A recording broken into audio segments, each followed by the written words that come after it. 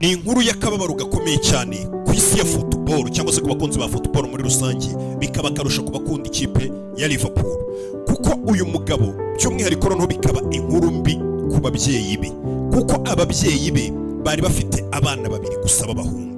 Diego Jota, umuntu ukunda football cyangwa se ureba football cyangwa se ufana by'umwihariko ino kipe ya Liverpool utazi witwa Diego Jota, ababyeyi babo cyangwa se umubyeyi wa Diego Jota yari yarabyaye uyu Diego Jota, anabyara murumuna we. Bari abana babiri gusa b'abahungu, famiye ifite mama na papa bavuga ati dufite abana b'abahungu babiri nta bandi tuzabyara. Abo bana b'abahungu kari babiri baraye bapfuye, bose bapfiriye umunsi umwe, urupfu rumwe mu modoka imwe. Akarusho bakaba bombi bari abana bari bariyeguriye football, kuko bombi bari batunzwe na football, bayikoraga nk'akazi k'umwuga.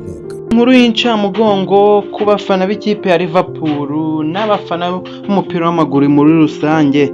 Rutahizamu wa Liverpool n'ikipe y'igihugu ya Portugal Diego Jota wari ufite imyaka 28 yitabye Imana aguye mu mpanuka y'imodoka yabereye muri Espagne.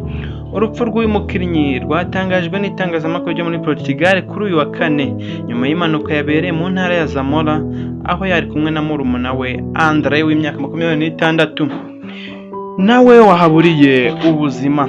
Hari hashize ibyumweru bibiri Diego Jota ashyingiranywe n'umukunzi we Ruth Cardoso, bafitanye abana batatu mu bukwe bwabereye muri Portugal i Porto. Jota yakinaga ku ruhande rw'ibumoso asatiriza muri Liverpool yagezemo muri 2020 aguzwe miliyoni 41 muri Wolverhampton Wanderers. Uyu mukinnyi w'umunyaportugal yatangiye gukina ruhago iwabo muri Porto mu ikipe ya Paços de Ferreira, akina bwa mbere mu cyiciro cya mbere muri 2015 mu gihe yerekeje muri Atletico Madrid nyuma y'umwaka umwe. Jota wari ufite imyaka 20 ntiyakinnye muri La Liga kuko yahise atizwa muri FC Porto yayitsinda ibitego 8. Uko kwitwara neza kwaje kumuhesha kubenguka n'amakipe nka Wolverhampton Wanderers yamutiye mu cyiciro cya kabiri, ariko birangira imuguze burundu kuri miliyoni 12.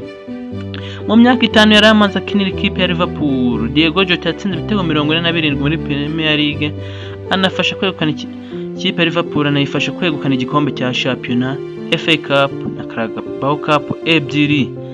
Rest in peace Diego Jota. Rest in peace Diego Jota.